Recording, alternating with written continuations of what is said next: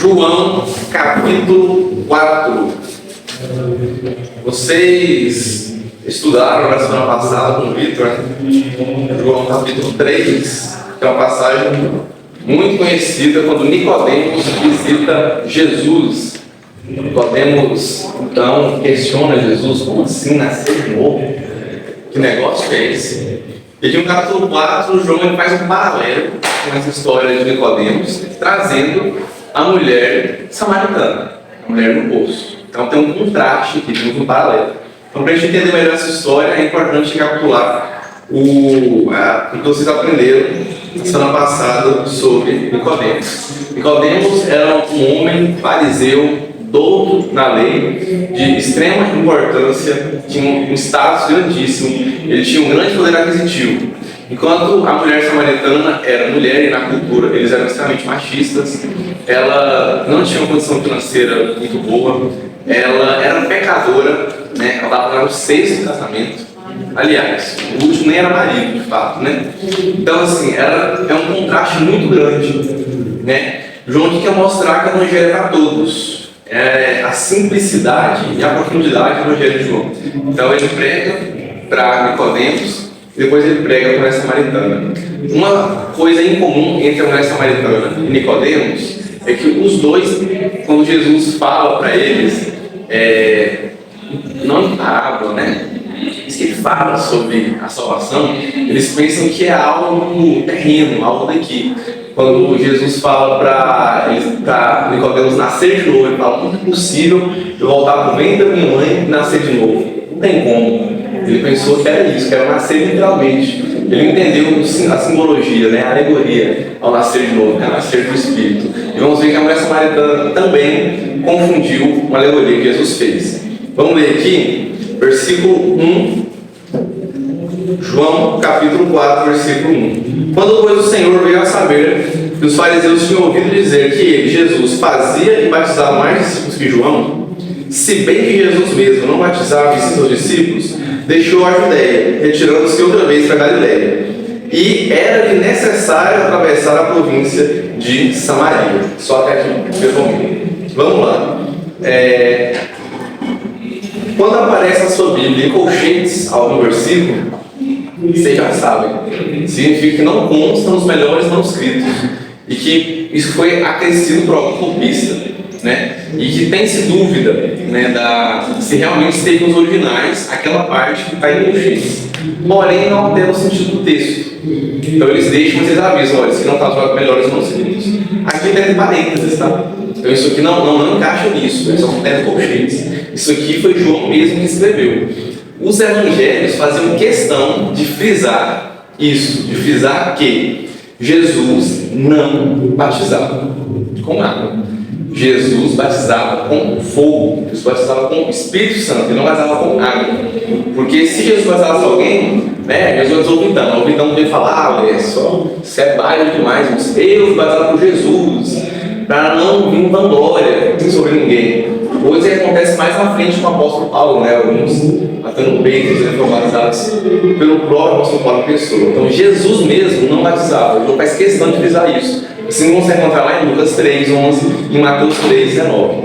Jesus não batizava, apenas seus discípulos que batizavam.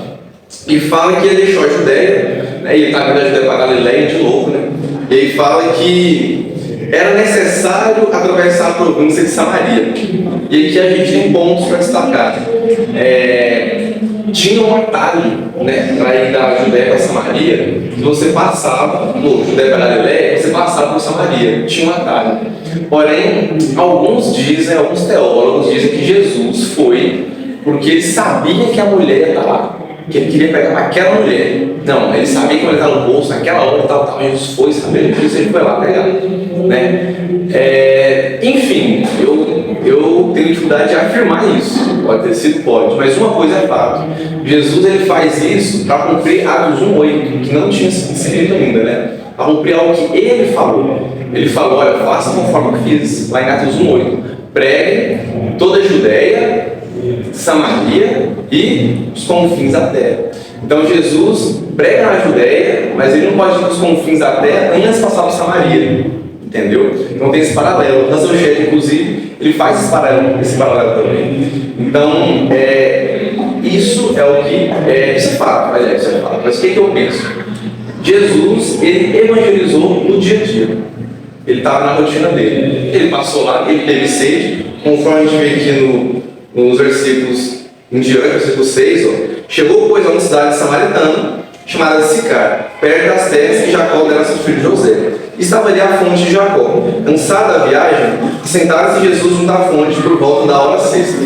Jesus estava cansado, porque João ele mostra a humanidade de Jesus. Jesus era Deus, mas também era homem. Então Jesus se cansa, ele tem sede, ele quer beber água. E ele aproveita desse momento para então poder evangelizar essa mulher. Agora ele foi já com esse propósito, evangelizar essa mulher específica. Como eu disse, eu tenho dificuldade em confirmar e afirmar isso. Mas uma coisa é fato, ele queria evangelizar Samaria inteira. Como, por intermédio dessa mulher, ele de fato evangeliza Samaria. Nesse versículo 6 tem outro fato interessante também. Aqui fala que era a hora sexta, né? Aqui, quando fala hora sexta, alguns debatem, né? Porque existem dois tipos de hora na Bíblia. Quando fala na Bíblia hora terceira, hora sexta, hora nona, se você estiver falando de horas judaias, né, judaicas, você acrescenta mais 6 na contagem, né? Então, se você vai falar hora terceira, são 9 horas da manhã, né? Por aí vai, são mais 6. Só que tinha a contagem romana também. Só que nas horas romanas era literal, era mais de boa, né? Sem complicação. Então, se fala hora sexta, era 6 horas. 6 horas da manhã era pouco provável. Então, possivelmente era 6 horas da tarde, né? Se for horas romanas. E aí, alguns teólogos debatem se é horas romanas ou se são horas judaicas. Mais na frente, com outro versículo que a gente vai ler, no capítulo seguinte, é possível você deduzir qual é a hora que o apóstolo João usava aqui, o que põe fim a essa discussão. Né? Porque não faz sentido João falar da hora judaica em um momento e depois ele falar da hora romana. Não faz sentido. Então, ou ele usa uma ou ele usa a outra. E daqui a pouco a gente vai um versículo que fala, beleza, esse versículo matou a parada. Então ele usa tal hora. Então a gente vai saber qual que é o horário. Quem acredita que era a hora judaica, no caso daria meio-dia, se for a romana, às 6 da tarde. Uma coisa é fato, ela estava sozinha. Alguns falam que ela tinha vergonha da condição atual dela, por isso ela ia sozinha até o curso. Né? Outros falam que não, que é por causa do horário, então ela estava sozinha por estar sozinha, não era só um tipo de vergonha. Mas uma coisa era fato, ela era envergonhada perante a sociedade. Isso é fato, devido à inúmera quantidade de casamentos que ela teve. Então Jesus não conhecia ela. Como assim? Jesus chega, então, e fala para ela sobre a vida dela. Ela fica impressionada. Mas antes disso, vamos lá, no poço de Jacó, que tinha aproximadamente 30 metros, esse poço existe até hoje. Nisso veio uma mulher samaritana tirar água. Disse-lhe Jesus, dá-me de beber. Afinal, Jesus estava com sede, né? Pois seus discípulos tinham ido até a cidade para comprar alimentos. Então lhe disse a mulher samaritana, como sendo tu judeu, pedes de beber a mim, que sou mulher samaritana? Porque os judeus não se dão com os samaritanos. Então a mulher fica impressionada pelo fato de Jesus conversar com ela por 2 motivos. O primeiro motivo, João coloca aqui, entre parênteses, falando, olha, os judeus samaritanos, eles não se dão bem. Porque os judeus, eles tinham aquele negócio, né? Seu gentil, imundo, seu sujo, pegar só, tem que lavar a mão antes de comer. E ter todo o ritual de purificação. A gente conversou sobre isso em relação ao batismo, né? Como que iniciou-se. Então, eles tinham isso, eles eram superiores, eram uma raça absoluta na consciência, melhor que os outros. Pode nem conversar, nem ser visto com pecadores, publicanos, ou nenhum outro gentil sequer. E outra coisa, ela era mulher. Ela era mulher. Isso fazia com que era mais, mais assustador ainda Jesus chegar e passar com ela como assim. Ela era uma mulher, era samaritana, né, não era judia, e tinha a sua fama, né, ali perante os samaritanos, né, e ela se falando comigo. A primeira coisa que ela pensa não é a questão de beber água, ela não está falando comigo. Isso nos lembra muito aquelas pessoas que são mais à parte da sociedade, pessoas que são mais antissociais, pessoas que são mais afastadas, pessoas que são julgadas muitas vezes simplesmente pela aparência. Só o fato de você estar ali conversando com elas normalmente, porque aqui Jesus trata ela igual ela trata seus discípulos, ele fala normal. Jesus não faz distinção. Do mesmo jeito que ele falou com Nicodemos, aí vamos lembrar de João 3, ele conversa com ela do mesmo jeito. Jesus não está nem, samaritana, não, ele conversa de igual para igual. Então a gente vê e Jesus dando esse exemplo. E aí, antes dela focar na pergunta dele, ela se preocupa, fala ter conversado com ele, mas como assim está conversando comigo? Continua assim.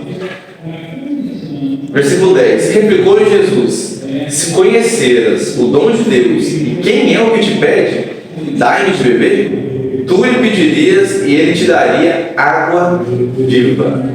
E aí Jesus já começa aqui na sua forma de evangelizar, né? O que é evangelizar? Pregar o evangelho. Fizemos isso ano passado, né? Lá em Galileia, na Nápoles, no guardado lá. E evangelho, lá no evangelho, significa boas novas, boa notícia que Jesus morreu por nós, mesmo sendo nós pecadores. E se a gente confessar com a nossa boca que Ele morreu e ressuscitou entre os mortos, nós seremos salvos. Isso é o evangelho, mas aqui é Jesus falando de Jesus. Então vamos ver como que Jesus fala de Jesus. Porque a gente tem que ser como Ele fala dele, né? Então vamos ver como que Ele fala. Vamos analisar a estratégia de evangelismo de Jesus aqui. Começa matando o curso. Primeiro, Ele estava no dia a dia, normal. Ele não esperou uma oportunidade, não. Ele estava lá sozinho, mostrando de boa, com sede. A mulher chegou para tirar água. E aí Jesus começa a evangelizar ela. Ele fala: rapaz, se você soubesse quem é esse que está falando, dá-me de beber. Você beber água de fontes de águas vivas. E aí ela, assim como Nicodemos, né, achou que o nascido de novo era entrar no ventre da mãe e sair. Ela questiona, ela fala: versículo 11: Senhor, tu não tens que tirar e o poço é fundo. Onde, pois, tens águas vivas? Essa expressão no grego, águas vivas, ela traz a ideia de você pegar uma água potável direto da fonte. O poço tinha aproximadamente 30 metros de profundidade, 30 metros de profundidade. Então, você, no caso, seria entrar lá do fundo e pegar. Ela olha e fala: mas como você vai tirar? Você não tem um balde, você não tem nada, né? Eu preparado para tirar água, você está indo por sede. Como é que você vai tirar? Ela, versículo 12: és porventura maior do que Jacó, nosso pai, que nos deu o poço do qual ele mesmo bebeu, e bem assim seus filhos e seu gado? Então você é maior que Jacó, porque Jacó é um patriarca, né? Ora, como assim? Você é maior que Moisés? Você é maior que Jacó agora? Jacó deu por herança aquela terra para José, né? E aí era chamado poço de Jacó, já viveu isso aí em 73. E aí Jesus responde, né? Afirmou-lhe Jesus: quem obedece água nunca mais vai ter sede. Jesus trabalha com um mistério aqui. Ele fala e ela não entende de novo. Como assim? Que água é essa? Que ele falou que pode mudar, mas ele não tem condição de tirar água. E eu nunca mais vou ter sede. Como assim? Então, duas coisas. Jesus ele traz uma curiosidade, ele desperta o interesse dela em ouvir o que ele tem a dizer, certo? E em segundo lugar, ele apresenta uma necessidade dela. Olha para você ver, ele pega o feeling de toda a situação cotidiana, do dia a dia, ele pega o feeling que está acontecendo ali. E ele apresenta uma necessidade, porque ela precisa de água. Afinal, ela foi lá buscar água, ela precisa de água, assim como ele. Então, é algo que ela precisa. Todos nós precisamos do Evangelho, né? Então, primeiro você apresenta o problema, depois você dá a solução. Então, eu estou falando: olha, eu tenho solução dos problemas, não sei, não. Eu não consigo. Eu posso te dar beber uma água, se eu nunca já sede, ela flui de fontes de águas vivas. Essa mulher ficou assim. Continuação. Versículo 14. Aquele, porém, que bebe dessa água, falando em água, né? Muito obrigado. Não sempre é água. Vou naquela é mais rápido. Valeu, Vitor. Pelo contrário, a água que eu lhe der será nele uma fonte a jorrar para a vida eterna. Olha, Jesus jogando mais teologia aqui para ela no meio, falando: olha, ele vai jorrar para a vida eterna. Ele já está falando que não é aqui na terra, não é o terreno, que é algo celestial, para a vida eterna. Mas assim, essa mulher fica sem entender. Olha aí, versículo 15: Senhor, dá-me dessa água para que eu não tenha mais sede, nem precise vir aqui buscá-la. Ela não entendeu nada. Ele falou: olha, essa água vai fluir para a vida eterna. Não, então me dá, você besta, eu venho todo dia pegar água. Não, tá doido, eu não quero beber esse trem, que é caceiro, não. Vem, me ajuda, vamos. E aí, Jesus, então, já parte para a segunda parte do evangelismo. Né? Segunda parte, versículo 16, ele começa a falar a vida dela. Disse Jesus: vai, chama teu marido e vem cá. E ela respondeu: eu não tenho marido. Aí Jesus falou, disseste bem, não tem marido, porque 5 maridos já tivesse, e que agora tens, não é teu marido. Isso disseste com verdade. E aí, caraca, quem é esse cara? Que está aqui falando essas coisas, de pegar uma água que não acontecer demais, que vai jorrar fonte de água viva dentro de mim, na vida eterna. Que negócio é esse? O cara sabe da minha vida. E aí deixou-se, isso não está na Bíblia, óbvio, eles se colocaram. Jesus, lá nessa cena, ele descreve o cheiro de, se não era mexerica, laranja, assim, que era de uns maridos, né? Ele fala bem específico para ter certeza de que Jesus realmente sabia, né? Mas o que a gente tem no texto é só isso. Jesus disse que ela teve 5 maridos e que ela está agora no marido dela. Então a mulher, ela era considerada adulta, né? Então ela era extremamente queimada ali perante os seus conhecidos, né? Ela era ao redor dela. E aí, versículo 19: Senhor, disse a mulher, vejo que tu és profeta. Tu és profeta. Vamos dar um pulo rapidinho nessa passagem aí, quando ela fala Senhor, tu és profeta. Vamos abrir Deuteronômio capítulo 15. Deixa aberto aí, João. Não sai de João. Deuteronômio capítulo 15. Quando ela fala Jesus, tu és profeta, ela não está apenas dizendo assim, você é um profeta porque você, conseguiu saber isso, predisse algo que está acontecendo comigo. Não, com certeza Deus falou com você. Mas aqui uma outra opção seria, tu és o profeta, porque ela está se referindo a Deuteronômio capítulo 15, 18, gente, 15 não. Deuteronômio capítulo 18, versículo 15. Vamos ler o versículo 15 e 18, vamos ler tudo não. O Senhor teu Deus te suscitará um profeta no meio de ti e de teus irmãos, semelhante a mim, a ele ouvirás. Versículo 18. Suscitar-me-eis um profeta no meio de ti, no meio de seus irmãos, semelhante a ti, cuja boca porém minhas palavras, e ele lhes falará tudo o que eu lhe ordenar. Aqui a gente tem a promessa do grande profeta. Deus fala com Moisés, Moisés fala com o povo, que Deus levantaria um outro profeta como ele. Moisés fala, escuta ele vai ser maior que eu, escuta esse profeta.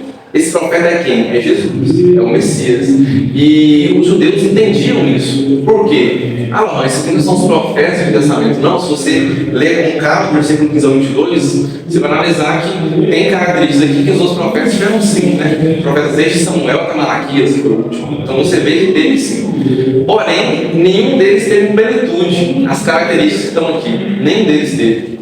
Porque só uma pessoa tem esse plenitude, Só Jesus Cristo, só o Messias. E eles entendiam isso. Então, voltando lá para o texto, quando a mulher samaritana fala, és tu o profeta, ela está se referindo a isso, ao grande profeta. Então, o Senhor é um grande profeta, ao qual Moisés anunciou, ao qual os judeus vêm esperando há tanto tempo. Então, ela acha que é esse grande profeta. E aí ela fala, versículo 20, nossos pais adoravam nesse monte, vós, entretanto, dizeis que em Jerusalém é o lugar onde se deve adorar. Jesus disse, mulher, podes crer que a hora vem, quando nem neste monte, nem em Jerusalém adorais ao Pai. Vós adorais o que não conheceis, nós adoramos o que conhecemos, porque a salvação vem dos judeus. Mas vem a hora, e já chegou, que os verdadeiros adoradores adorarão o Pai em espírito e em verdade, porque são esses que o Pai procura para seus adoradores. É muito bonito, até o em espírito, isso é muito bonito, em verdade. E aí ela fala, caraca, ele é profeta. E Jesus fala o seguinte, olha, vem a hora e já chegou. Vai falar isso mais na frente. Eis que chega, vem o tempo e já chegou. Por quê? Jesus está falando da nova era que vai ter lá para frente. Porque Jesus veio aqui. Ele divide, olha o nosso calendário, começa por aí. Jesus ele agora muda, transforma o mundo. Depois vem os discípulos, o cristianismo todo, quase 2000 anos de história, até chegar aqui na gente. A gente está aqui hoje. E ele fala, vocês vão ver que chegou a hora quando nem nesse monte, nem em Jerusalém, você vai adorar o Pai. Por quê? Jesus está falando da adoração geográfica, o Deus geográfico do Antigo Testamento. Eles tinham que ir no templo, tinha um santuário, Jesus fala que reconstrói 3 dias. Tinha um santuário, eles iam lá para adorar a Deus de forma geográfica. Eles tinham essa crença que ela tem que ir lá onde Deus está. Jesus falou, você vai saber que chegou a hora, vai dar essa noção Messias. E aí fala em profecia. Quando nem nesse monte, nem em lugar nenhum, nem em Jerusalém, você vai adorar o Pai. O que ele quer dizer? Vai para adorar a Deus? Não. Quer dizer que você adora em todo e qualquer lugar. Isso aconteceu, o véu do santuário se rasgou, e hoje a gente adora a Deus daqui, ou num ônibus, num carro, em qualquer lugar que você estiver, você adora a Deus. Você não precisa de ir num lugar físico específico para falar com Ele. Continuando, versículo 24. Deus é Espírito, importa que seus adoradores adorem em Espírito de verdade. Eu sei, respondeu a mulher, que há de vir o Messias, chamado Cristo. Quando ele vier, nos anunciará todas as coisas. A mulher conhecia a profecia do Cristo. Quando ela fala essa profeta, ela se refere a isso. É tanto que ela reconhece Jesus como Messias. Opa, não spoiler. Vamos ler esse aqui agora. Jesus falou: eu o sou, eu falo contigo. Ela falou do Messias. Jesus: eu sou o Messias que você está falando. Quando Jesus chega, ele fala de uma necessidade dela, algo que eles dois estão fazendo ali na hora, no cotidiano, no dia a dia. Ele gera curiosidade nela, ele fala, mas não faz de forma clara ainda. Depois ele demonstra que é Cristo, mostrando que salva a vida dela. E depois que ela menciona o Messias, é que ele se revela: eu sou o Messias. Fala: eu sou esse Messias que você está falando. Sou eu sou esse Messias. Continuação. Versículo 27. Nesse ponto chegaram seus discípulos e se admiraram que estivessem falando com a mulher. Todavia nenhum lhe disse: que perguntas ou por que falas com ela? Quando a mulher deixou seu canto, foi à cidade e disse àqueles homens: vinde comigo e vede um homem que me diz tudo quanto tenho feito. Será este porventura o Cristo? Saíram, pois, da cidade e vieram ter comigo. Então os discípulos chegam e se assustam, como eu disse, era cultural se assustar com isso na época. Porém, eles não questionam Jesus. Eles sabem que Jesus é Jesus. Eles sabem que Jesus não erra. Então, eles não questionam, eles ficam na deles. Se Jesus está fazendo, tudo bem. Tem até uma cena engraçada de José, quando eles vão coletar uma plantação no sábado. E aí Pedro, ele olha assim, ele dá uma resposta assim: uai, se Jesus está pegando, eu vou pegar. E aí entra muito nesse ponto de liderança, Sempre que você está à frente e às vezes você faz alguma coisa, as pessoas têm isso de olhar e falar: não, fulano fez, então, de boa. Só que olha, fulano não é Jesus, Fulaninho é Jesus. Mas a gente tem que dar exemplo como cristãos. Mesmo sem estar em posição de liderança, as pessoas te olham. O seu testemunho, a sua vida, é a Bíblia que o mundo está lendo. Eles estão lendo você todo dia, não importa onde você esteja, eles estão te lendo. Então, muito cuidado. E aí os discípulos chegam e falam: Jesus não faz dele, beleza, não vamos questionar não. E a mulher, ao receber as boas novas, ela imediatamente, ela não se contém, ela não quer ficar só para ela não é egoísta. E é essa a nossa postura diante de Cristo. A gente tem a cura do câncer, tem essa analogia. Se você tivesse a cura do câncer, você teria falar para a galera, ensinar para todo mundo, exatamente. Então ela recebe isso, a cura, a melhor cura do câncer, dos pecados, a cura da morte, que agora passa a morte para a vida. E ela quer pegar para todo mundo, ela desce a cidade, fala para o pessoal: eu acho que conheci o Cristo, é o Cristo. Porque Cristo é um título, não é um sobrenome, ou ungido. Então, conheci o ungido, é ele, é o profeta que está, bora. E aí o pessoal vem ter com Jesus, conforme a gente leu no versículo 30. Vamos fazer uma leitura alternada agora? Vamos ver do versículo 31 até o versículo 31. Pulou 31 e aí cada um fazendo alternadamente para o 31. Neste 31, os discípulos lhe rogavam dizendo: mestre, come. Mas ele lhes disse: tenho para comer uma comida que vocês não conhecem. Então seus discípulos disseram uns aos outros: será que alguém lhes trouxe comida? Jesus disse: a minha comida é fazer a vontade daquele que me enviou e realizar a sua obra. Não dizeis vós que ainda não há 4 meses até a ceia? Eu, porém, vos digo: peguei os olhos e vejo os não, pois já branquejam para a ceia. O cefeiro recebe desde já a recompensa e entesoura o seu fruto para a vida eterna. E desarte que se alegram tanto o semeador como o ceifeiro. Pois no caso, é verdadeiro ditado: um é o que semeia, outro é o que colhe. Eu os enviei a colher o que vocês não semearam, outros trabalharam e vocês aproveitaram o trabalho deles. Amém. São 101 versículos que a gente tem nesse capítulo. Vamos tentar trabalhar da melhor forma possível. Não dá tempo, né? Como se 2 capítulos em 1 hora, não dá tempo. Ela dá um só os 3 primeiros. Logo vai ser de 2 em 2, galera. Tá bom. Jesus aqui agora, né, ele pregando, né, ele começa a falar sobre a ceifa e o cepeiro, ou a plantação e a colheita. E aí ele fala o seguinte, eles falam, Jesus come. E Jesus mais uma vez usa, né, a situação de uma necessidade, que é comer, e fala, olha, Jesus do nada, né? Ele vem e fala, eu tenho comida que vocês não conhecem. Pai, eu acho que eu vou mais aí, tá escondendo de comer? Bora comer, né? Ai, que brincadeira. Aí eles falam assim, uai, porventura alguém trouxe para comer?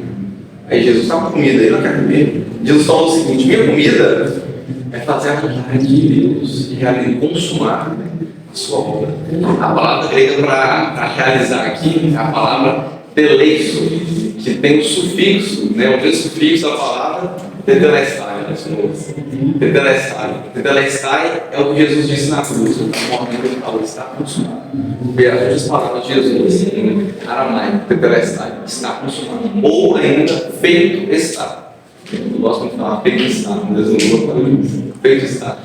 E aí, teleiso, realizar, ou seja, consumar. Então Jesus aqui ele faz uma alusão direta à sua morte na cruz. Ele não se referindo só a ataque na terra, a ter uma vida íntegra, cumprindo o cargo na mente de Deus. Ele fala disso também, mas se referindo em consumar a obra, o motivo pelo qual ele pôs o pé nessa terra, que era se entregar por nós, para que a gente pudesse ter vida e vida em abundância. Amém?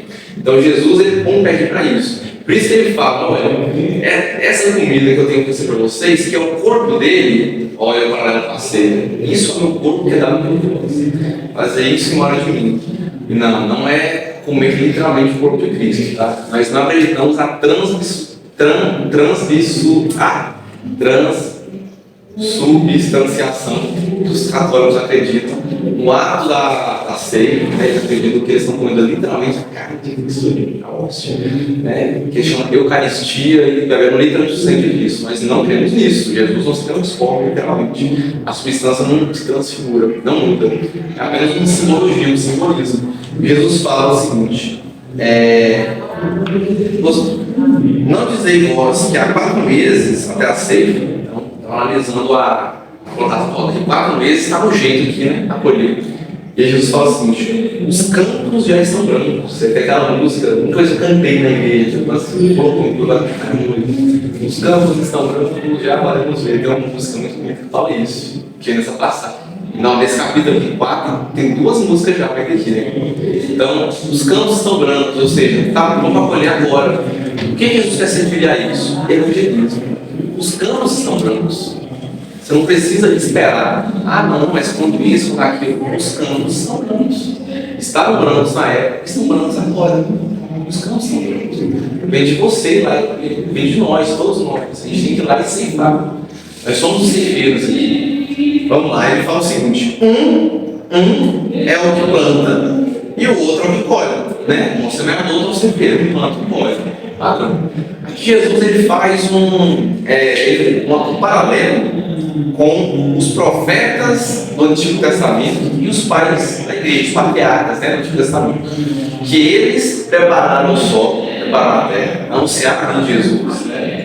Eu tenho nome, por exemplo, aí, Jesus. Então eles preparam o solo e Jesus é a semente. Quando que ele é a semente? Quando ele morre, quando ele se entrega. Então ele é a semente que é plantada nesse solo preparado. E os discípulos são servidos.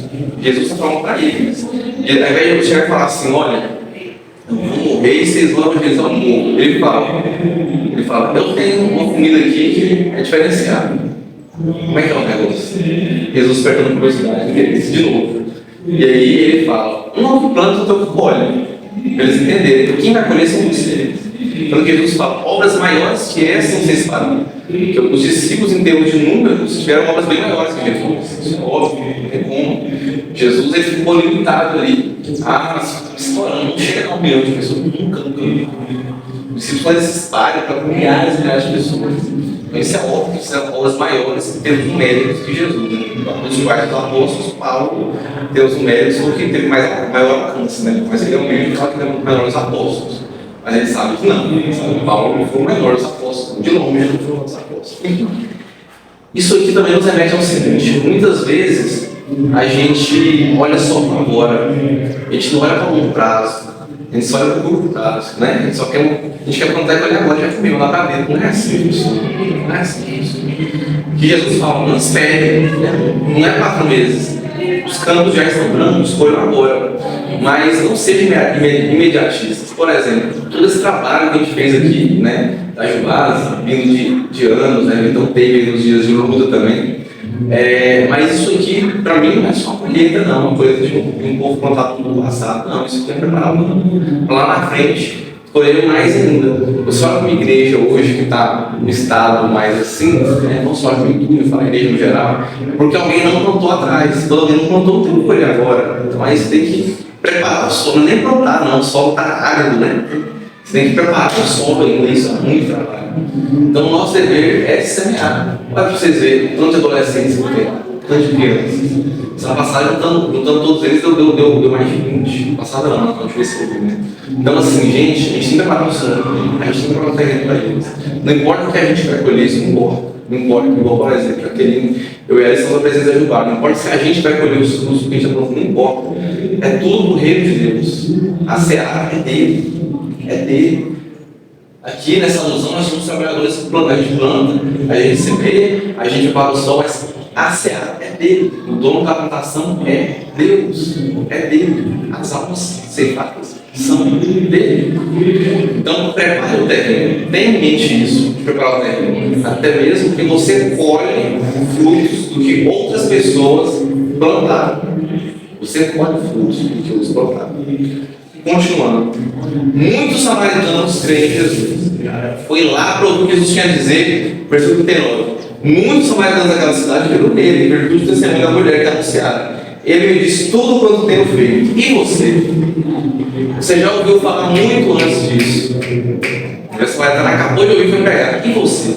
Você ouviu? A maioria aqui são todos cresceram na cristã. Você desde a sua infância tem ouvido falar desse Cristo, do Evangelho. Você tem anunciado que ela samaritana não esperou, porque ela não viu ela ser morrendo. Não tem Jesus, é muito lindo essa cena. Ela sai alegre, ela até derrama água que ela foi buscar, ela sai assim, é o Messias, eu conheci o Messias, é ele que sai para anunciar o povo bem, e o pessoal crê na testemunho dela. Vindo, pois, os samaritanos ser com Jesus, pediam que permanecesse com eles, e ficou ali 2 dias.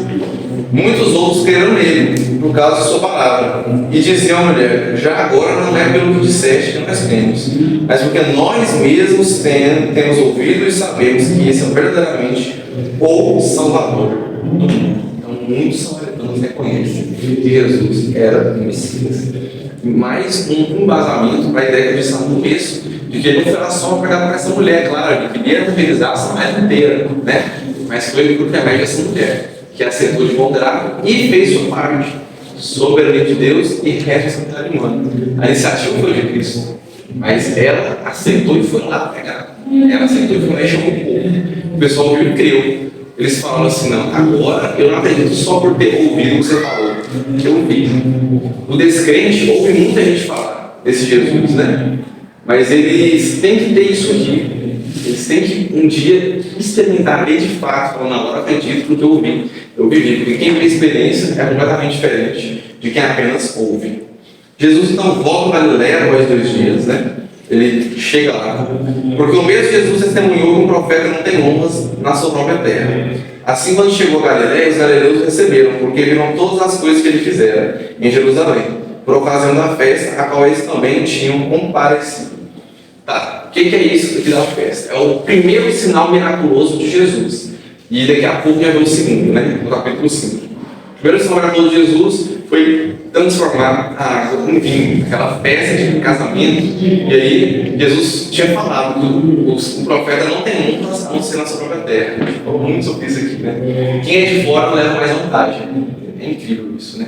Sempre de fora tem um partido a mais que os outros. É incrível.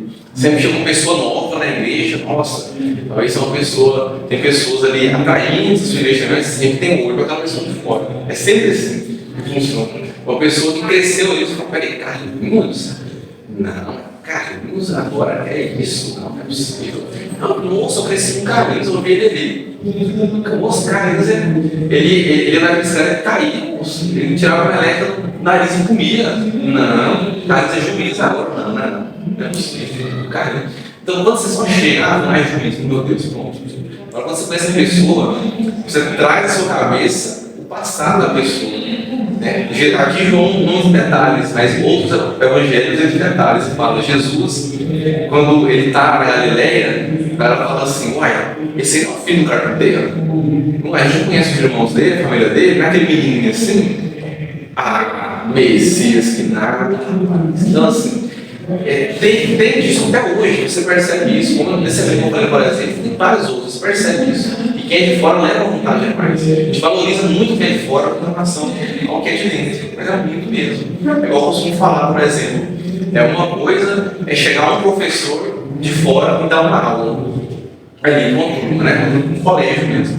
Outra coisa é a pessoa estar ali e ficar o tempo todo, ele que vai fazer a prova, ele que vai ensinar, ele que vai todas as aulas. Porque quando a pessoa vai lá dar só uma aula, pô, cara, show, impressiona, né, galera?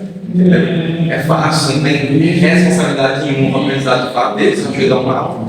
Quando a pessoa está o tempo todo, ele tem essa responsabilidade. Né? Então, o profeta não tem honra no ensino da própria terra. Mas dessa vez foi diferente. Por que foi diferente? Porque eles viram. Alguns que estavam lá testemunharam Jesus transformar a água em vinho. Né? E aí, Jesus vai realizar aqui agora o seu segundo milagre. Eu falei que eu não posso saber, pesquisar. Dirigiu de novo a Caná da Galileia, onde estavam fizeram vinho. Ora, havia um oficial do rei, cujo filho estava doente em Cafarnaum. Tendo ouvido dizer que Jesus viera da Judéia para a Galileia, foi ter com ele e rogou que ele descesse para curar seu filho, que estava à morte. Então Jesus lhe disse: porventura não virdes sinais e prodígios, de modo nenhum crereis. Aqui os motivos pelo qual Jesus operava até ser forte, com sinais e prodígios. Tanto que ele não queria fazer nada antes da hora, né? Ele vai chegar a minha hora. Ele sabia que a partir do momento que ele começar a fazer sinais, o pessoal ia em cima dele. E aí, em breve, ele morreria. Teria a perseguição política, como teve, né? Ficou 3 anos no ministério, mas foi só 3 anos, não durou mais que isso. Foram 3 anos que mudaram o mundo, mas foram 3 anos. E aí ele fala: se vocês não verem, vocês não vão crer. Vocês precisam ver naquela época. Hoje em dia, que tem uma promessa, quando Jesus aparece ressurreto, bem-aventurados que não viram e creram. Nós, hoje, somos bem-aventurados que não veem, não precisamos ver para crer. Não que a gente não vai ver nada de miraculoso nas nossas vidas, vamos ver sim, nós temos poder para isso, mas que a gente não dependa disso, isso não tem só que motiva a gente, que nos move, né? Porque se por um lado o que está aqui sinais e prodígios claros que eles têm que ver para crer, Paulo fala para nós que o que nos move não é o que nós cremos, ou não é o que nós vemos, perdão, é o que nós cremos. A gente movido pela fé, nós não caminhamos por aquilo que a gente vê.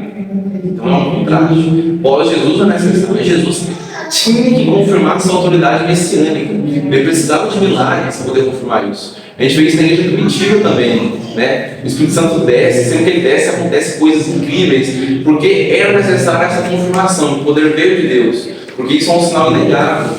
Porque ele fala que ele é o Messias, beleza, qualquer um que falar eu sou o Messias, a gente tem o Henrique Cristo que fala que é Jesus, né? É ridículo isso. Então assim, mas e aí? Que prova você tem que Jesus realmente é o Cristo? Pô, velho, o cara ressuscitou pessoas. Meu Deus do céu, o cara ressuscitou pessoas. Ele chegou num cara paralítico há anos e falou para ele andar. O cara transformou água em vinho. Cara, se você não acreditar nisso, não tem como você acreditar nisso. Não tem como você acreditar nisso. Você não acreditar. Você é maluco.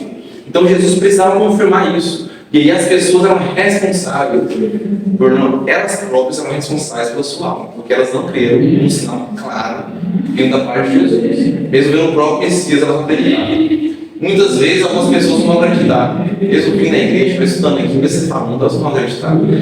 quando acontecer isso, lembre-se, algumas pessoas estiveram do lado de Jesus, viram sinais literais e ainda assim não acreditaram. Ainda assim não acreditaram.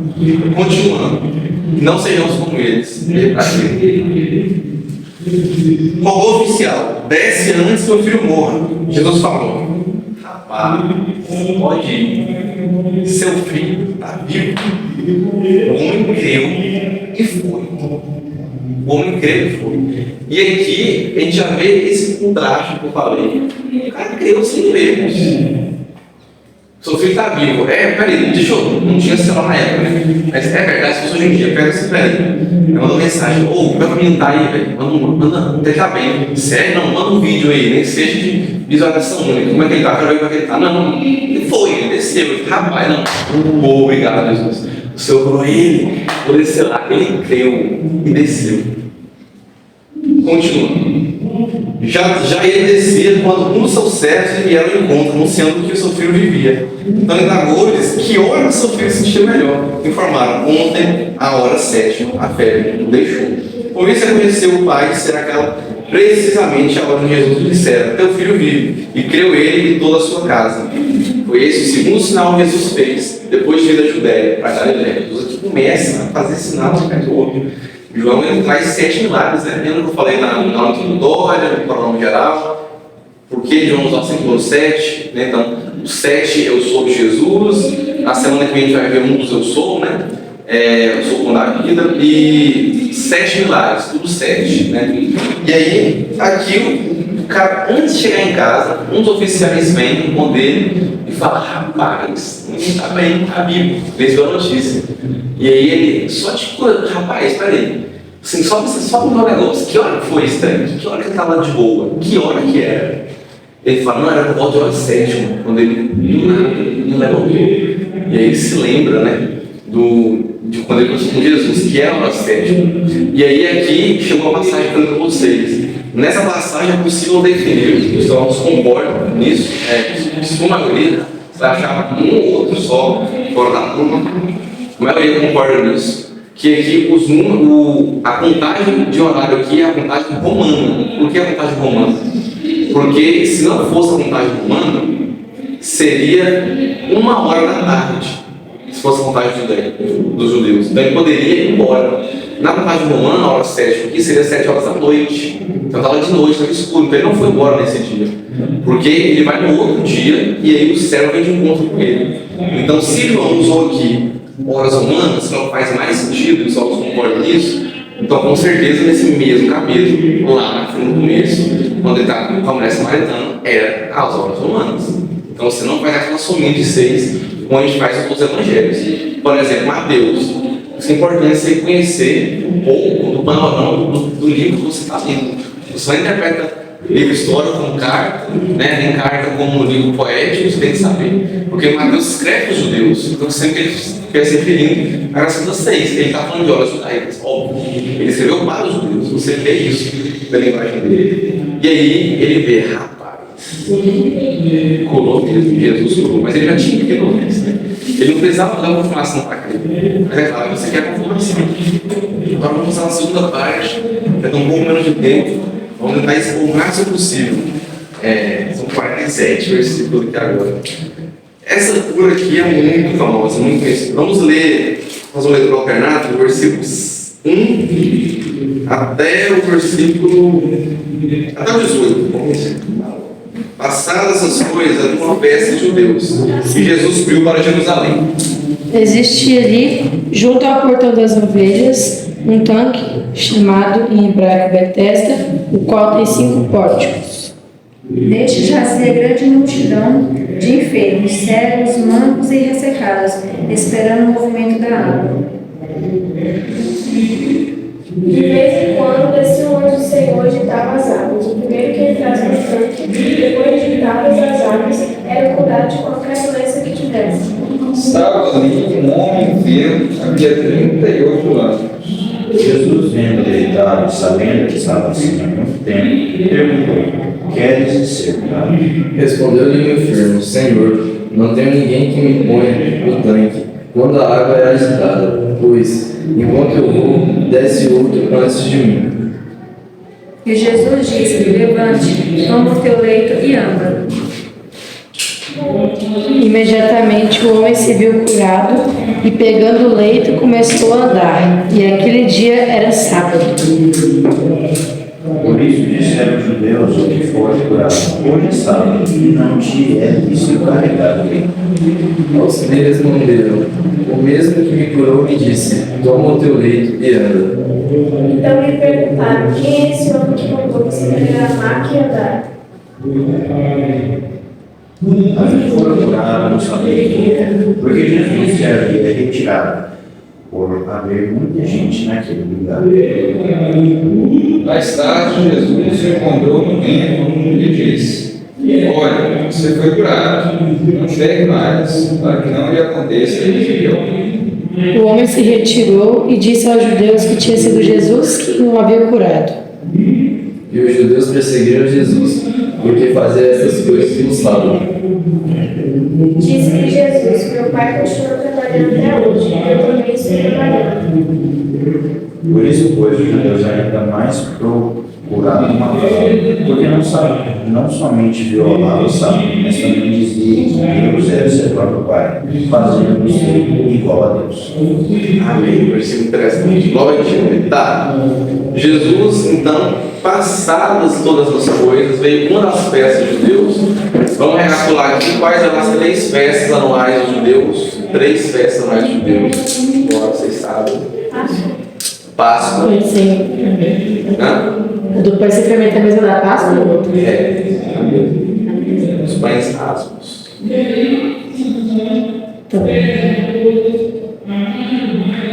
Tabernáculos, né, elas têm, e rapaz, Atos 2, de Pentecostes, em um dessas festas, a festa de Pentecostes. Então são as 3 festas. E aí, nenhum teólogo sugeriu que fosse Pentecostes essa festa.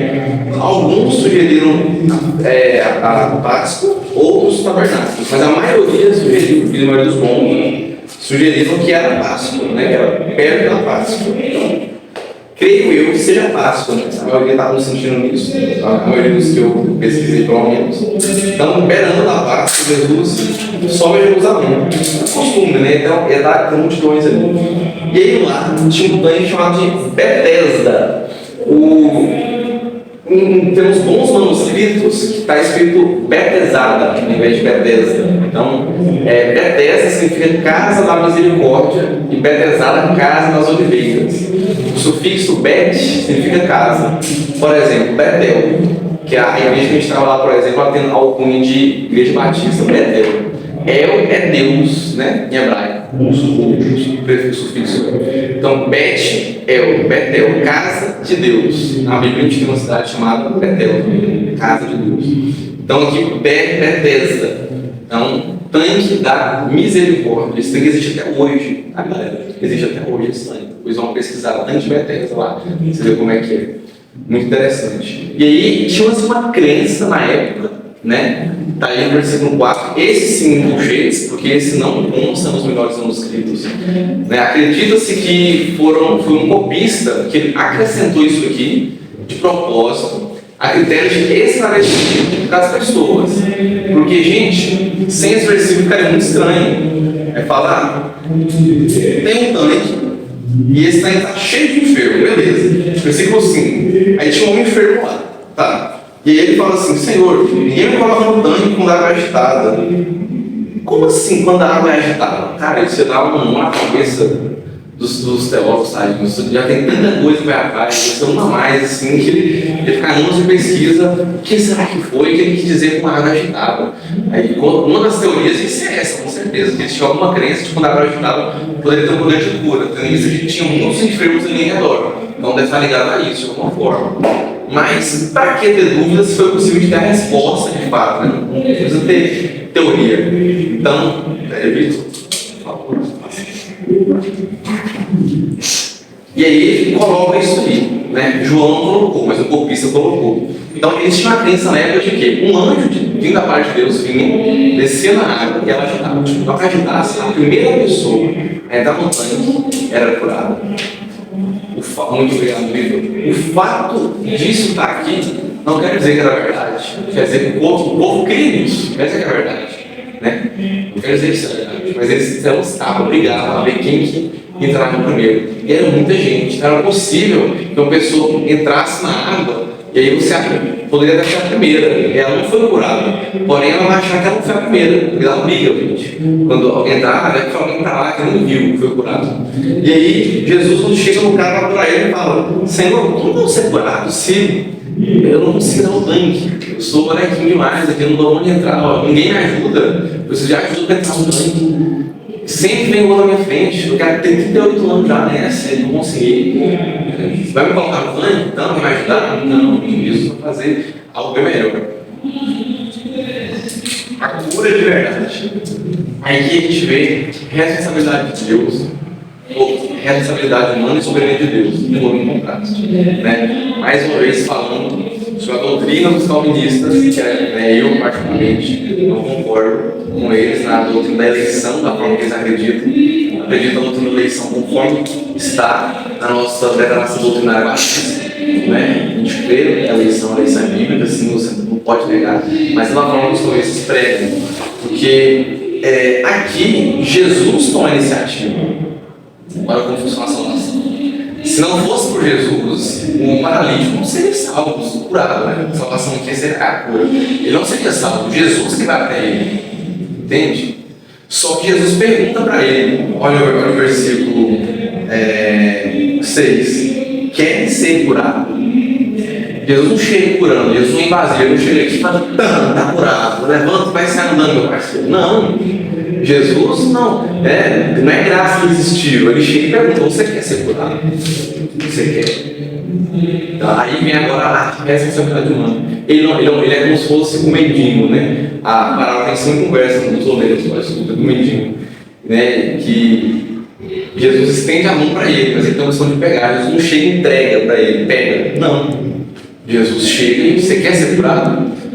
Fala, não, então ele está merecendo, não está merecendo não. Jesus chegou do nada, ele vai merecer isso? Ele vira uma crença, né? Então assim, ele estava apenas existindo, Jesus que chega nele, entendeu? Então, o cara é depravado, sem Cristo ele não seria salvo, Jesus, só que ele tem escolha. E ele responde, que quer ser curado. Como ele responde? Eu quero entrar no tanque, mas outra pessoa chega antes de mim. Ou seja, ele quer ser curado, ele quer entrar no tanque para ser curado, ele quer isso. Ele não tinha entendido ali que Jesus quer curar ele. Né? Por isso que ele não fala, me cura, Senhor. Não, ele não tinha que saber disso. Mas ele respondeu que queria ser curado. Jesus então fala, tu já quer ser curado? Levantemos, pega esse leito para o peito. Vai lá. O cara imediatamente se viu curado. Ele foi embora. Isso gerou um problema. Mais um problema. Só que Jesus não estava preocupado com isso, né? Ele queria cumprir seu chamado, seu ministério. Ele não estava preocupado com a pressão social, ele não estava preocupado com o que as autoridades iam pensar. Ele não estava preocupado com isso. Ele queria cumprir o seu ministério. Muitas vezes nós somos preocupados com isso. O que a nossa sociedade vai pensar, nossos amigos, nossos colegas de faculdade, tudo vai pensar de mim. Gente, pelo amor de Deus. Jesus perdoou as principais autoridades políticas e religiosas da época. Sem hesitar. Por nenhum momento ele hesitou. Ele fez uma coisa do sábado, rapaz. Estava escrito na lei de Moisés, você não podia fazer nada no sábado. Os judeus ficaram estupefatos com isso. Como assim? E a gente vê aqui a que ponto chega o legalismo, né? Porque eles estavam mais preocupados com o fato da cura ser no sábado do que com a cura em si. Pelo amor de Deus, cara. O cara tinha 38 anos e era paralítico. O cara foi curado. Caraca, não. Eles focaram. Peraí, curou no sábado. Pegamos, o VAR pegou. Já era. Gente, o paralítico foi curado. Pelo amor de Deus. Isso por si só já é uma prova, né? De que veio da parte de Deus isso. Se não pode fazer cura no sábado, porque ele foi curado? Porque Deus permitiu que ele fosse curado. Porque o poder das telas não consegue fazer isso. Isso ainda é muito uma passagem lá em Atos. Quando Pedro e João são presos, e eles são levados perante o Sinédrio. E a gente tem Gamaliel, um excelente fariseu, ele era um professor de Paulo, inclusive. Paulo fala, fui instruído aos pés de Gamaliel. E aí Gamaliel dá uma resposta excelente para eles. Gamaliel dá uma solução muito boa para o problema. Ele fala o seguinte, ótimo. tem duas possibilidades, né? Ou eles estão fazendo isso da parte de Deus realmente ou não. Eles estavam falando que não era. Mas falam, ó, se não for da parte de Deus, a gente não precisa fazer nada com eles. E ele mencionou os dois casos, né? Ele paralelo, comparação com os dois casos, de pessoas que diziam não entrar no nome de Deus. Teve um que teve até 400 seguidores, que é muito doido, só que pouco tempo depois acabou. Foi embora. Ele falou, ó, nós não precisamos fazer nada. O tempo vai cuidar desses dois aí, se não vem da parte de Deus. Porém, se vem da parte de Deus, eu ainda não vou falar com eles, tá doido? Porque a gente pode estar aprendendo os profetas de Deus impedindo o agir dele. Então, melhor que nem, então sabe a resposta. E o Sinédrio vai solta, então, Pedro e João. É um dos melhores argumentos que eles deviam usar na Bíblia. Excelente. Só pede para aquele de Mateus. Jesus fala, Satanás, espere Satanás, que ela é muito boa. E aí acontece algo semelhante aqui também, só que eles ignoram completamente o milagre, eles focam no que foi o sábado. O sábado pode, acabou. Ah, não importa, não era. Eu estou dando luz para os caras, né? E aí, continuando aqui a leitura, cadê? Ele chegou nele e perguntou, cara, quem te curou no sábado? Isso não é lícito. E nem carregar a lei não permitiu. Porque os judeus, é o seguinte, está lá a lei, né? O sábado tem que descansar. Só que eles começaram a medindo os limites disso aí. Como vai ser isso? Não, pera, se carregar 1 quilo, pode. Passou de 1 quilo, não pode. Não, se eu andar 2 quilômetros, o sábado pode. Passou 2 quilômetros, não pode. É trabalho. Não pode trocar no sábado. Carreguei mais de 1 quilo, é trabalho. Dei mais de 2 quilômetros, é trabalho. Não pode. Subiu no elevador, é trabalho. E isso é pessoal, não é mesmo, tá? Então, pera, isso é trabalho, eu não posso fazer. Carregar o leito para os judeus é um trabalho. Mano, pensa assim, tu passa lá, olha a falta de amor, na moral. O cara paralítico, quando você olha pra ele, a primeira coisa que você fala não é, tô preparado, que top. Não, a primeira coisa que você fala é, não pode chegar isso aí que não é sábado. Quanta frieza, quanta insensibilidade, quanta dureza de coração. Olha que ponto cheio. Não, mas somos os loucos da lei, né? Nós somos. A gente é certinho. Até mesmo os fariseus, eles tinham motivos para se vangloriar assim, não porque eles estão certos em fazer isso. Porque de todas as correntes do judaísmo, das 3 principais, o farisaísmo era mais difícil de ser seguida, era mais estrita, ela tinha mais orações diárias, ela tinha mais jejuns semanais, ela tinha abnegação de mais coisas que os outros. Então o cara que era fariseu tinha, caraca, mano, consegue ser um fariseu. Ele era estudioso da Bíblia, era douto, sabia muito. E por muito saber que eles usaram de forma errada, texto fora de contexto, a heresia, de forma errada, o que Deus falou sobre o sábado. E eles ficaram revoltados, indignados, assim quando o sábado, indignados. E aí a gente vê aqui Jesus falando algo, né? Ele não conhecia Jesus. Jesus se retirou, né? Jesus foi embora e tal, porque tinha muitas pessoas ali, e os judeus queriam matar ele, depois do que ele falou, o que Jesus falou.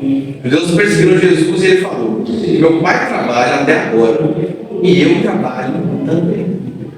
Jesus usa um argumento que é o seguinte, Deus não descansa no sábado, Ele continuou cuidando de vocês no sábado também.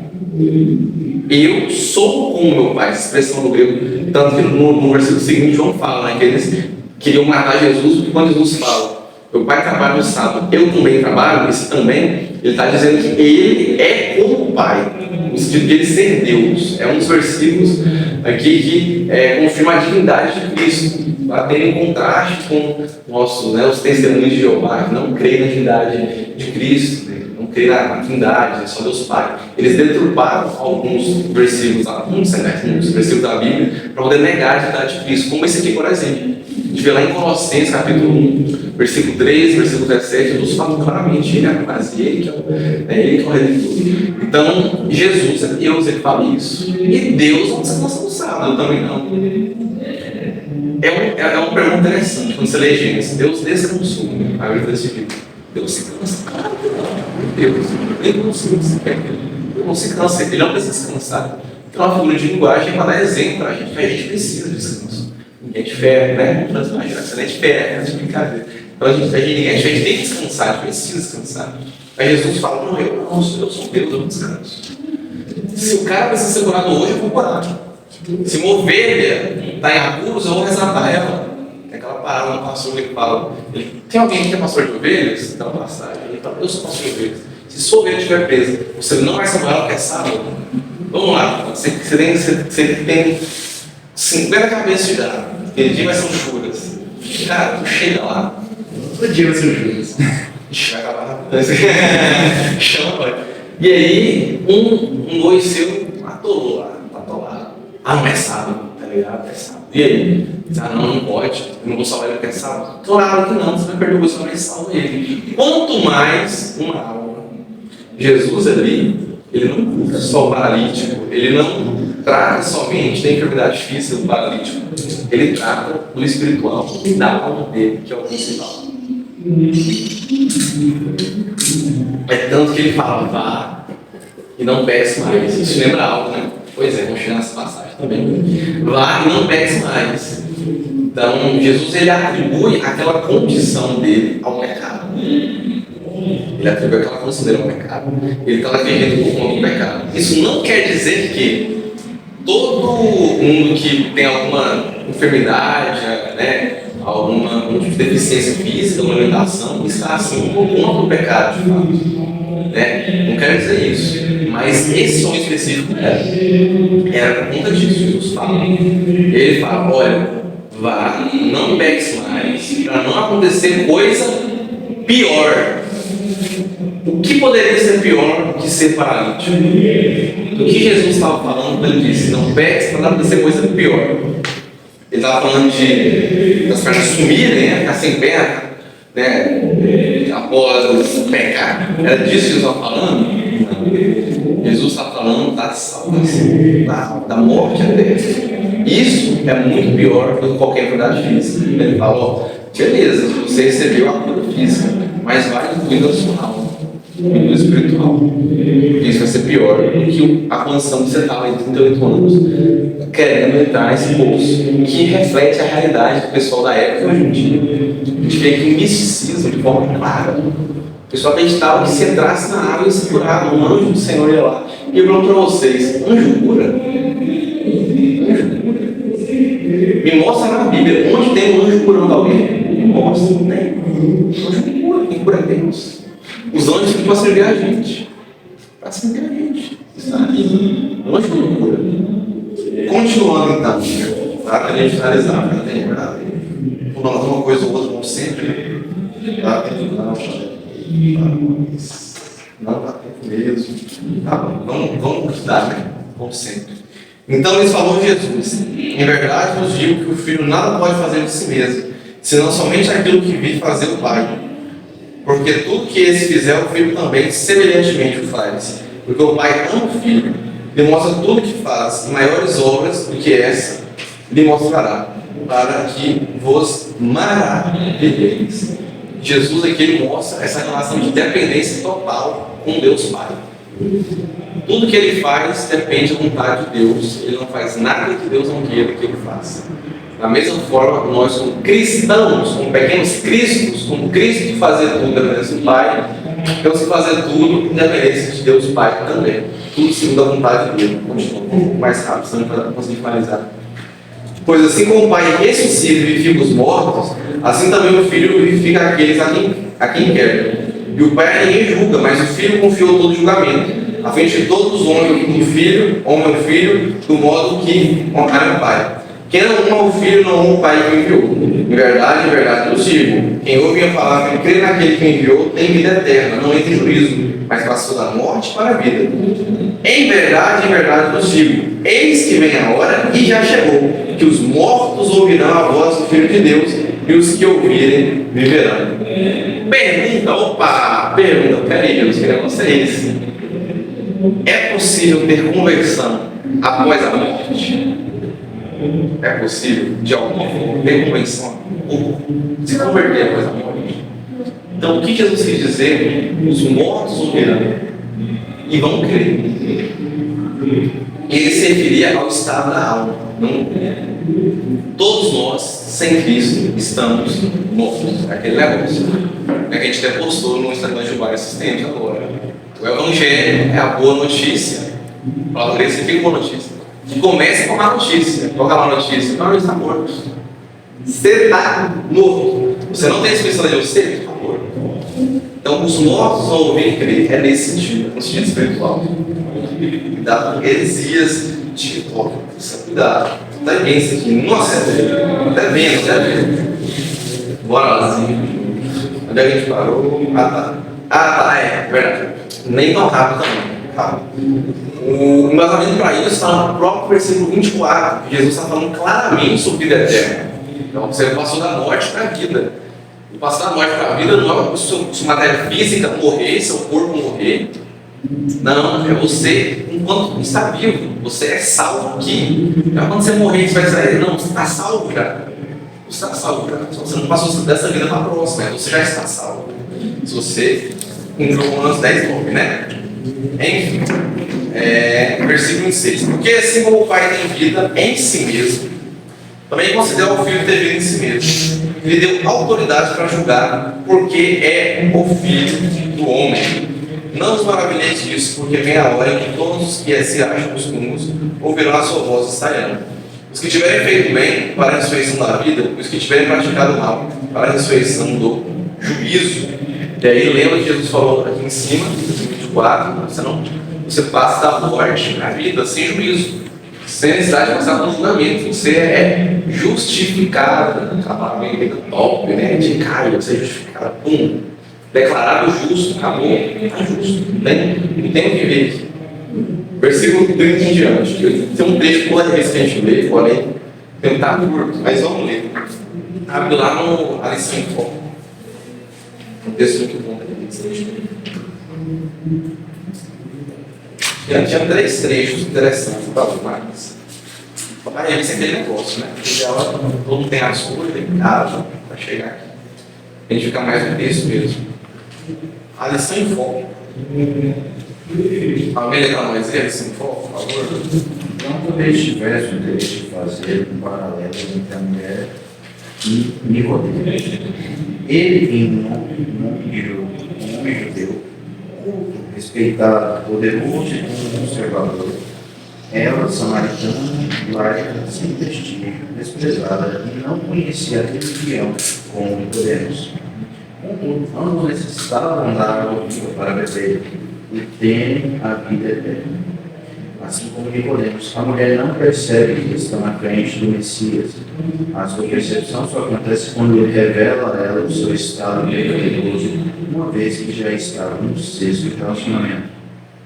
Jesus conhece nossa vida melhor que nós mesmos. Seja você culto ou sem prestígio, sem Jesus não conseguimos chegar ao abismo que existe dentro de nós. Por isso precisamos beber da água que gera vida. Jesus não é só maior que Jacó, como pergunta a mulher, ele é maior que todos, pois ele é Deus. Ele é Deus. Outra pessoa olha para nós esse tópico de Jesus Cristo sua missão. Jesus se apresenta como doador da vida, aquele que vivifica os mortos, mostrando com isso a sua divindade. Ele declara que veio do Pai, que sua missão era fazer a vontade de quem o enviou, que fazia tudo o que o Pai lhe ordenava a fazer e por causa disso o Pai lhe amava. A sua missão era gerar vida por meio de sua morte a todo aquele que ouve a sua palavra e crê naquele que o enviou. Aquele que crê não será julgado, pelo contrário, já passou da morte para a vida. Esses 2 trechos, um sentido do capítulo 4, Jesus é o maior de todos, o maior de todos os profetas, ele é a lei dos profetas. E esse trecho que a Carla leu, ele é que traz vida. Essa passagem, justamente a passagem que eu li, ele traz vida. Você não passa por julgamento, você vai dar morte direto para a vida, sem necessidade de ser julgado por isso. Para finalizar nossa lição, não vai dar tempo de a gente ler tudo. Não, esse não tem como mais isso, não. Tem que passar por cima. Versículo 32. Outro é o que testifica a respeito. E sei que é verdadeiro testemunho que ele dá de mim. Jesus quis se refere a João Batista, né? João Batista dá o testemunho dele. Ele fala: olha, eu não vou dar testemunho de mim mesmo, mas tem uma pessoa que veio antes de mim e ele deu testemunho de mim. Ele anunciou que estava chegando, era João Batista. Mandaste mensageiros a João e ele deu testemunho da verdade. Lembra de João capítulo 1? Que por 2 vezes eles vão lá conversar com João. Lembra disso? Eles: quem que esse cara aí está batizando os outros aí, que chamou a atenção, que batizava gentios também, né? Não só judeus. Que papo é esse? Você, não estou falando que você é um Messias, ou quem é você? Não, eu não sou o Messias, não, mas ele está chegando. Eu sou a voz que clama no deserto, no versículo de Isaías, né? Endireitai as suas veredas, porque o Messias está chegando. Que ele joga o seu livro dentro de Satanás, escolhendo as não ele chegou. Mas eu não sou ele ainda não. João deu testemunho, né? Os judeus, Deus vocês são mensageiros, né? E sempre que alguém se destacava de certa forma, eles tinham esse costume de mandar, né, os mensageiros para lá para verificar, ver se é o Messias mesmo. Porém, quem adiantou todo o estudo que eles fizeram? Quando o Messias apareceu, eles não reconheceram, não creram, mesmo todos os sinais, eles mataram ele, eles perseguiram ele, eles acharam ruim a coisa no sábado, ao invés de focar, poxa, curou um cara aqui, na moral. Eu, porém, não aceito um ano testemunho. O que é isso? De hoje eu tempo? Como assim? Digo, porém, entretanto, que essas coisas para que sejam salvos. Ele era a lâmpada que ardia e alumiava, e vós quiseste por algum tempo alegrar-vos com as sua luz. Mas eu tenho maior testemunho que o de João, que as obras que meu Pai me confiou para que elas realizassem, essas que eu faço testemunho a meu respeito de que o Pai me enviou. E Jesus aqui ele fala, olha, João testemunhou, né, preparou o caminho para chegar para Jesus. Olha, uma testemunho não é isso. Uma testemunho não é João Batista falando de mim. Uma testemunho são as obras que Deus confiou a mim que ele faz na internet. As obras é o que? É curar um paralítico por 8 anos, transformar em vinho, curar um oficial sem nem ter do lado dele. Isso testificam a respeito. Deus, mais uma vez, traz à tona o argumento, cara, vocês negam sobre isso. Como vocês negam? Olha, as curas estão aí. As curas estão aí. João Batista falou, vocês não acreditaram, beleza, mas as curas estão aí, tem resultado, vocês não acreditam. Então, beleza, fazer o que, né? Aí o problema é deles. Versículo 27, o Pai que me enviou, esse mesmo que dá testemunho de mim. Jesus falou, olha, quem dá testemunho de mim não sou eu, é Deus Pai, pelas obras que ele faz por meu intermédio. O cristão, quando é salvo, quando tem Espírito Santo, lá em Gálatas 5, né? Tem o fruto do Espírito. O fruto do Espírito tem 9 características. Então, as obras aqui que Jesus faz é como se fosse isso. É o que testifica que você foi salvo, né? Que são as características do fruto do Espírito. E os sinais de Jesus testificavam dele, que ele era o Messias, que era Deus que fazia os milagres. Então, como a gente tem que finalizar, vamos pular direto aqui para o finalzinho. Do finalzinho, versículo 44. Alguém lê para nós? 4 pessoas, né? 44, 47. João 5, 44 a 47. Como podem crer vocês que aceitam glória uns dos outros e não procuram a glória que vem do Deus único? Não pensei que eu vos acusarei perante o Pai. Quem vos acusar é Moisés, e quem tem se firmado na vossa confiança. Se vocês cressem em Moisés, crejam em mim, pois ele escreveu ao meu respeito. Mas se não crês nos seus escritos, como crês nas minhas palavras? Versículo 44, a soberba, né? Como vocês aceitam a glória uns dos outros, mas eu procuro a glória de Deus. Não seja aquele tipo de crente que busca glória pessoal. Tudo que eu faço é para glória pessoal. Estou dando aula para a minha própria glória, né? Para mim senhor crescer. Eu canto lá na mente para o senhor crescer. Faço uma arte cabulosa, gerencio um Instagram, tudo isso para minha própria soberba. A glória é de Deus. A gente é servo. Quando você tem isso em mente, cara, que você é servo, você para de ter preguiça de fazer as coisas, você para de correr da raiva, você vem com prazer para trabalhar com o Senhor. Você tem prazer até em limpar a igreja, fazer uma pamonhada, né? Que a gente fez. Entendendo que é por ele, que é a obra de Deus que faz isso. Não é para agora pessoal nosso, né? Então, tudo bom. E aí, ele falou: olha, quem acusa vocês é Moisés. Vocês tinham tanta confiança em Moisés, mas na lei, né? Já falei para vocês sobre isso em alguma outra oportunidade. Vamos falar Moisés sempre na lei. Então, vocês confiam tanto na lei, com a palavra de Deus, que eles tinham a Bíblia da época, né? O Antigo Testamento. Mas é a própria lei que acusa vocês. Porque aí eu disse no final: vocês Se vocês não crerem nos seus escritos, como vocês vão acreditar nas minhas palavras? Vocês não creem na própria lei que vocês defendem, estão me acusando. Então vocês não vão acreditar na palavra. Não vai. É inútil. Não. É, como Jesus próprio disse, dar pena aos povos. E nada tem proveito. Eles nos motivos não podem falar com parábolas. Não adianta eles ouvirem mesmo. Que quem é para entender, entenderá. Então que a gente não seja dessa forma. Que hoje nossa Bíblia é completa. A gente não seja somente ouvintes, mas também praticantes. Que a gente não só leia ou estude, mas que a gente pratique. Né? Que a gente não seja como os fariseus. Que viram os sinais de forma clara, mas não quiseram crer. A gente tem que a história, a gente tem que o registro. A gente tem as Sagradas Escrituras. Isso aqui é regra de prática e fé na nossa caminhada cristã. Amém?